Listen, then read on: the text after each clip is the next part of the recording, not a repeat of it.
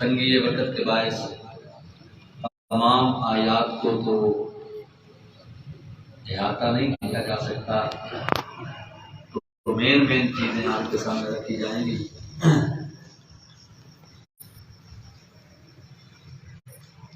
اللہ کے محترم، یہ قرآن پاک کی سورۃ البقرہ کی ایک آیت ہے، اللہ یستہزئ بہم ویمدھم فی طغیانہم یعمہون۔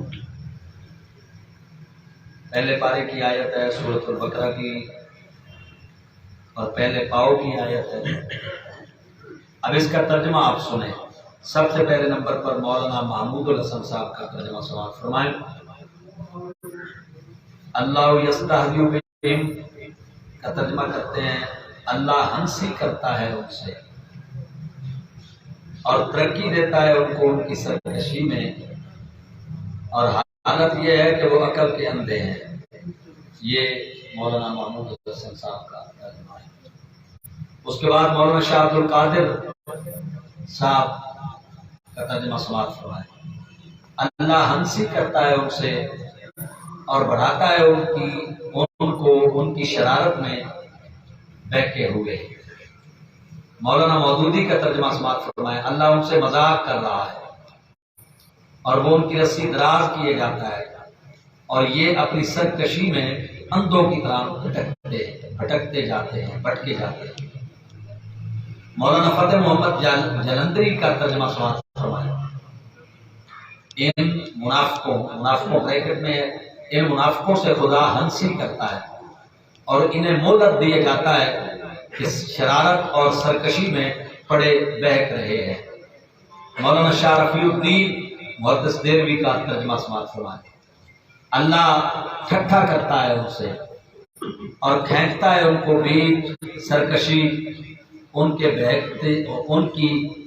بہکتے ہیں۔ مولانا عبد الماجد دریا بادی کا ترجمہ سماعت فرمائیں۔ انہیں اللہ بنا رہا ہے۔ اب اعلیٰ حضرت عظیم البرکت امام شاہ احمد رضا خان فاضل بریلوی علیہ رحمت و رضوان کا ترجمہ سماعت فرمائیں۔ اللہ ان سے استہزاء فرماتا ہے جیسا اس کی شان کے لائق ہے۔ سبحان اللہ۔ اب یہ فرق مراد فرما لیں، آپ کے ذہن میں آ گیا ہوگا۔ تمام مترجمین نے یہ ترجمہ کیا ہے کہ اللہ ہنسی کرتا ہے، کسی نے کیا ہے کہ اللہ ان سے مذاق کرتا ہے، اور کسی نے کیا ہے کہ اللہ ان سے ٹھٹھا کرتا ہے، کسی نے یہ ترجمہ کیا ہے کہ اللہ تعالیٰ ان کو بناتا ہے، اور امام احمد رضا رحمۃ اللہ علیہ نے ترجمہ کیا ہے کہ اللہ تعالیٰ ان سے استہزاء فرماتا ہے جیسا اس کی شان کے لائق ہے۔ اب میں آپ سے پوچھتا ہوں، اپنے دلوں کی عدالت سے یہ فتویٰ لیں کہ کون سا ترجمہ اللہ تعالیٰ کی ذات کے ادب کے مطابق ہے؟ کیا اللہ تعالیٰ ہنسی کرتا ہے؟ کیا اللہ تعالیٰ ٹھٹھا کرتا ہے؟ یہ ہنسی اور ٹھٹھا اور مذاق ہمارے اردو میں، ہمارے عرف میں یہ اچھے معنی میں استعمال ہوتے ہیں، یہ غلط معنی میں استعمال ہوتے ہیں۔ ہنسی کرتا ہے، فلاں فلاں کے ساتھ ہنسی کرتا ہے، فلاں فلاں کے ساتھ مذاق کر رہا ہے، فلاں فلاں کے ساتھ ٹھٹھا کر رہا ہے۔ تو یہ جو الفاظ ہیں ٹھٹھا، ہنسی، مذاق، یہ سارے کے سارے لفظ اچھے معنی میں نہیں استعمال کیے جاتے، اور جو بولنے والا ہوتا ہے اس طرح کے لفظوں کو، جو کرنے والا ہوتا ہے، ہنسی کرتا ہے، مذاق کرتا ہے، ٹھٹھا کرتا ہے، تو ہم کہتے ہیں کہ یہ طنز کر رہا ہے۔ تو اللہ رب العالمین جل مجدہ الکریم کی شان اس سے بڑا ہے۔ اللہ تعالیٰ کی ذات اقدس اور اللہ تعالیٰ کا مقام اور مرتبہ، اللہ تعالیٰ کی عزت اس سے بڑا ہے کہ اللہ کسی کے ساتھ مذاق کرے، اللہ تعالیٰ کسی کے ساتھ ٹھٹھا کرے، اللہ تعالیٰ کسی کے ساتھ ہنسی کرے۔ آپ لغوی ترجمہ تو اسے کہہ سکتے ہیں، لیکن یہ ترجمہ ادب سے ہٹا ہوا ہے۔ اعلیٰ حضرت فاضل بریلوی اس کا ترجمہ فرماتے ہیں، اللہ ان سے استہزاء فرماتا ہے جیسا اس کی شان ہے۔ اب جب بات شروع کی تھی تو میں نے آغاز میں یہ بات آپ کی خدمت میں گوش گزار کی تھی کہ قرآن پاک کا ترجمہ کرتے وقت صرف لغت نہیں دیکھی جاتی، صرف لغوی معنی کو نہیں دیکھا جاتا، قرآن پاک کا ترجمہ کرتے وقت اس زبان جس میں آپ ترجمہ کر رہے ہیں اس کا محاورہ بھی آپ کو معلوم ہو، اور کون سا لفظ اس میں ادب کے معنی میں استعمال ہوتا ہے اور کون سا لفظ اس میں ہمارے عرف کے اندر ادب کے معنی سے ہٹ کر استعمال ہوتا ہے، یہ ساری باتیں مترجم کے سامنے ہونی چاہیے تو وہ ترجمہ کرے۔ تو احباب گرامی قدر، آپ خود اس سے سمجھ سکتے ہیں کہ اعلیٰ حضرت امام محمد رضا رحمۃ اللہ علیہ کا ترجمہ شان الوہیت کے عین مطابق ہے۔ سبحان اللہ۔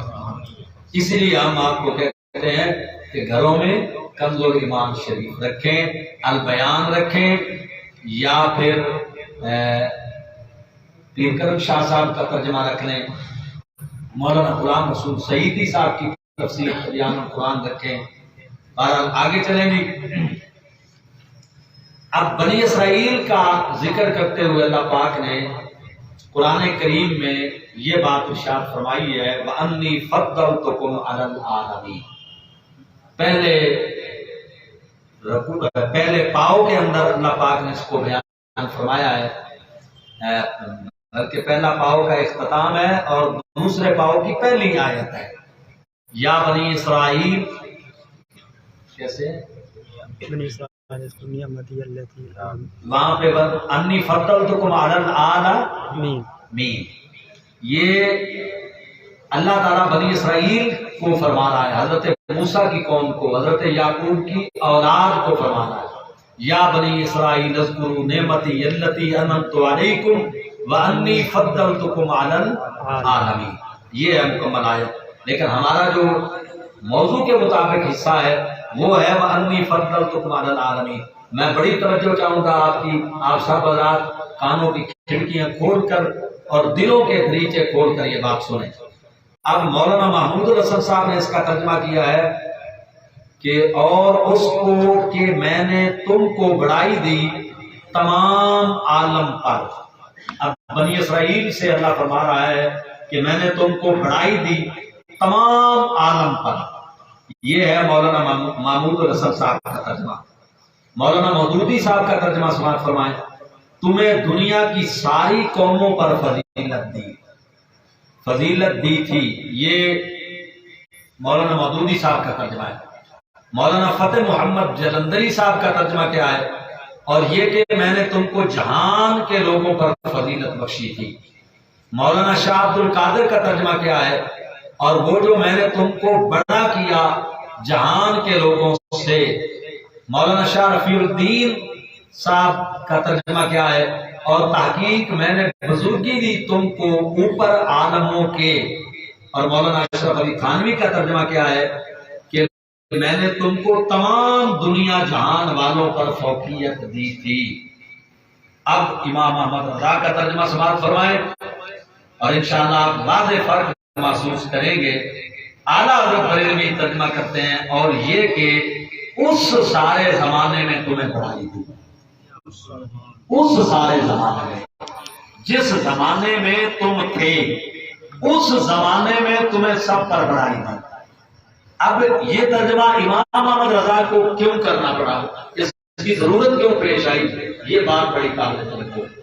اوپر کے جتنے تراجم تھے ان سب سے یہ باہر ہو رہا تھا، یہ ظاہر ہو رہا تھا کہ بنی اسرائیل جو ہے وہ سب سے فضیلت والے ہیں۔ اس میں حضور علیہ السلام کی امت لگا لیں، یا بنی اسرائیل سے پہلے کی جو امتیں تھیں، تمام لوگوں پر حضرت یعقوب علیہ السلام کی اولاد کو، جنہیں بنی اسرائیل کہا جاتا ہے، ان کو اللہ پاک نے فضیلت بخشی۔ تو چونکہ حضور علیہ السلام کی امت کی سب سے بڑی فضیلت ہے، اور سب امتوں سے زیادہ مقام اور مرتبہ نبی پاک کی امت کو حاصل ہے، اور یہ واضح نص میں موجود ہے، کنتم خیر امت، تم سب امتوں میں سے بہترین امت ہو۔ تو امام احمد رضا نے اس اعتراض کا جواب دیا جو دوسرے ترجموں پر بن رہا تھا، تو آپ اور جو کوئی اعتراض کر سکتا تھا تو آپ نے اس اعتراض کو ترجمے میں صاف کر دیا کہ یہ مطلقاً بات نہیں ہو رہی، بلکہ ان کے زمانے کی بات ہو رہی ہے۔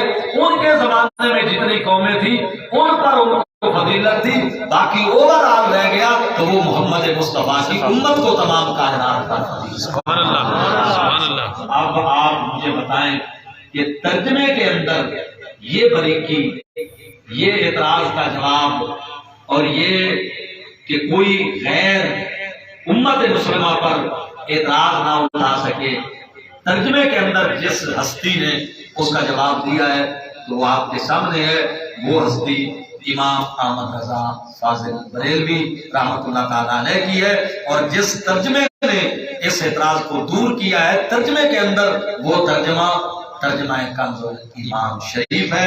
اس لیے میں آپ سے درخواست کرتا ہوں کہ گھروں کے اندر ترجمہ کنز ایمان رکھیں، علماء اہل سنت کا ترجمہ رکھیں۔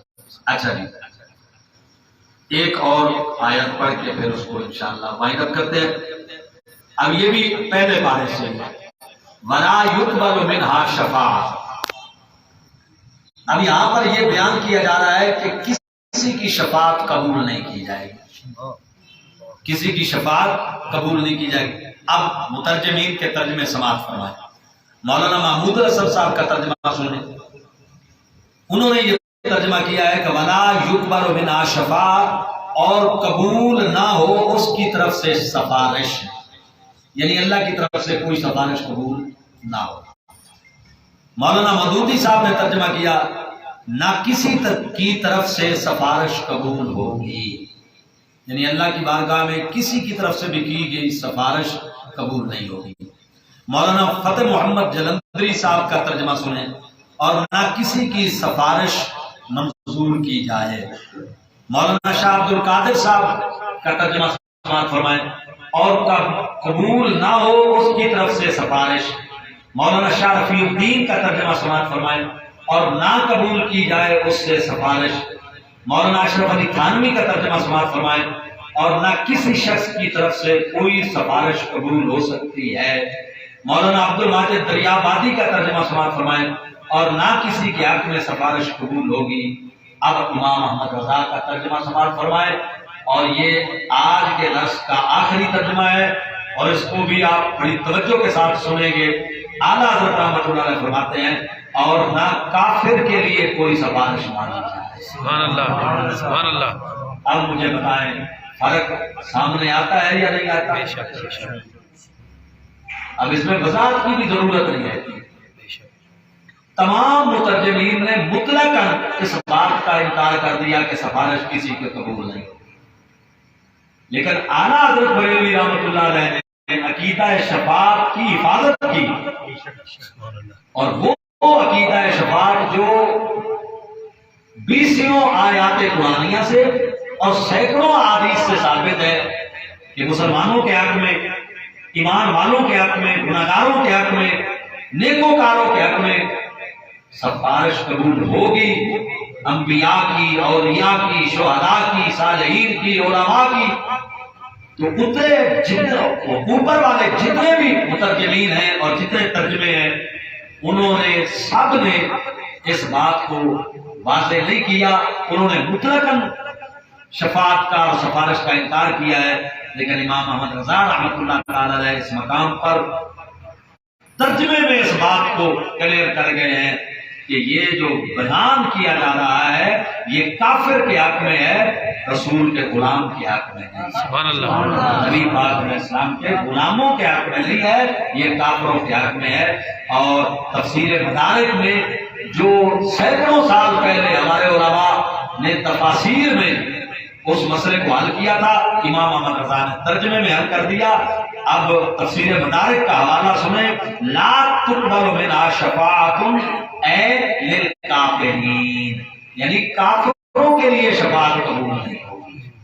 مسلمانوں کی یہاں بات ہی نہیں ہو رہی، اور نہ ہی ایمان والوں کے لیے یہ مسئلہ ہے، یہ ان کے لیے ہے جن کو ایمان نصیب نہیں ہوا، اور جنہیں ایمان نصیب ہو گیا اگرچہ وہ گنہگار بھی تھے، ان کے حق میں شفاعت کی بھی جائے گی اور ان کے حق میں شفاعت قبول بھی ہوگی۔ تو ملک سخن کی شاہی تجھ کو رضا مسلم، جس سمت آ گئے ہو سکے بجا رہی ہے۔ سبحان اللہ۔ اللہم صلی اللہ محمد وعلی سیدنا و مولانا محمد وسلم۔ یا الہ الا انت ہمارا نماز تراویح درس و بیان تلاوت کلام پاک اپنے پاک فرما۔ آمین یا اللہ قرآن کریم کی برکت سے، یا اللہ اس درس کی برکت سے ہمارے گناہوں کو معاف فرما، آمین۔ خطاؤں سے درگزر فرما، ہماری خطاؤں سے درگزر فرما، ہماری خطاؤں سے درگزر فرما۔ ہمارے ایک عزیز جن کے لیے کل دعا بھی کی تھی وہ آج اللہ کو پیارے ہو گئے، آج سارا دن میں ادھر ہی رہا۔ دعا کریں اللہ ان کی مغفرت کرے، اور چودھری مٹھو گل صاحب کے بھائی فوت ہوئے ان کے لیے بھی مغفرت کی دعا کر دیں، اللہ پاک ان کی مغفرت کرے، اور اللہ تعالیٰ جن ظالموں نے یہ کام کیا اللہ انہیں کیا کرے کہ عذاب تک پہنچائے۔ اللہ ہر مسلمان کی مال جان عزت آبرو ایمان کی حفاظت فرمائے۔ آمین۔